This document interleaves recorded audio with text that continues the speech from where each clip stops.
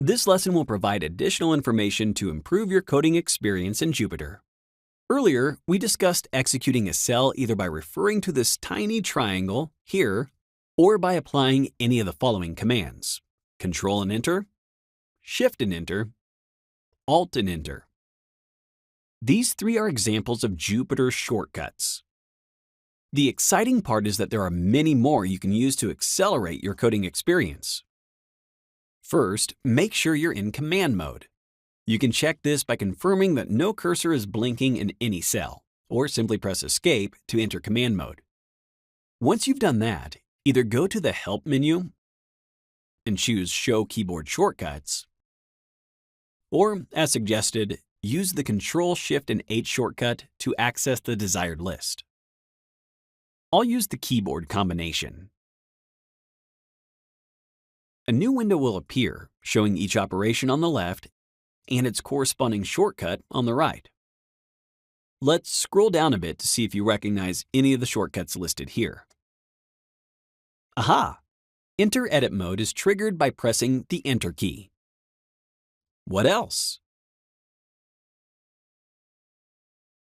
Here are the commands we just mentioned for running a selected cell: Control and Enter and Alt and Enter. Great! You can always refer to that list while coding, because in your practice, you'll increasingly need more functionalities and operations. The best way to use this feature is to check the desired shortcut, close the Keyboard Shortcuts window, and apply the functionality in question. To achieve this, you can either press the Escape button on your keyboard, or hit the Close button at the bottom right of the window, or click elsewhere on the screen. Okay. Now let's explore a different Jupyter functionality you'll find very handy.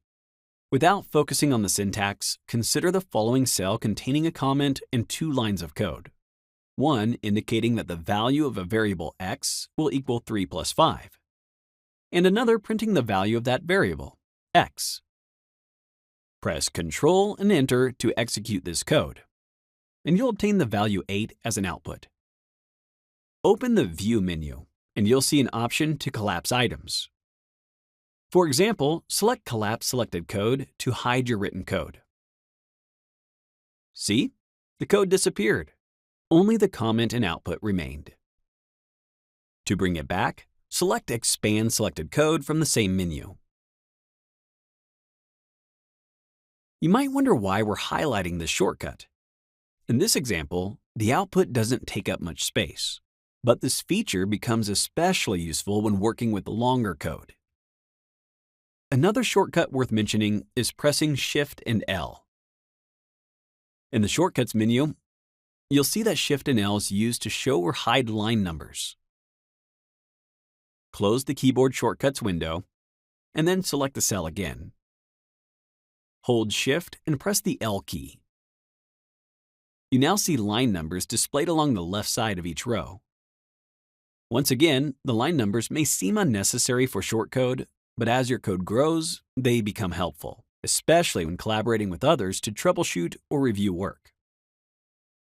It's incredibly useful that you can, among others, cut, copy, paste, and delete cells. To apply these cell-level commands, hover over each icon to see its function, then click to use it.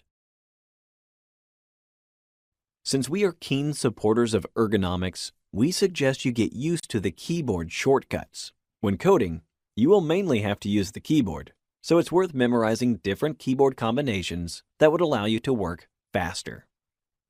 Let's see how we can apply shortcuts in practice. I will cut this cell by selecting it, and then pressing the X key. Remember, you can always use the arrow keys to navigate along your notebook file. So, I will move up and then directly press the V key to paste it. Voila! My cell has moved up here, below the cell I had selected before I pressed the V key. Now, I will press C to copy the same cell. I will use the arrow keys again to go down this time, and at the end, I will press V again. Apparently, this cell was copied and pasted below. Next, Holding Control, Shift, and pressing the upward or downward arrow allows you to move a selected cell up or down, just as I am doing right now.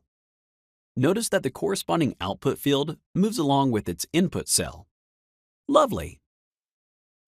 3 other shortcuts could accelerate your coding a lot. Suppose I have selected this cell. After I press the A key, a new empty cell will be inserted above. If I select the same cell and press B, another cell will be created just below. Imagine the last step was a mistake, and I need to delete that empty cell. In this case, it has already been selected, so I can press the D key twice, and it will readily disappear. Wonderful! All the cells we saw so far were code cells. Let's see what is a markdown cell. It is a cell that contains strictly documentation, text not executed as a code. It will contain some message you would like to leave to the reader of the file. To convert a selected cell into a markdown cell, you should either expand this list and opt for Markdown, or simply press the M button. Press Enter to access the cell and type some text. When I run this cell, the output will be a simple statement. Now, if you want to turn a markdown cell back to a code cell, select it and opt for Code from this drop-down menu. Or press the Y key. To conclude, there are 2 advantages of using Jupyter.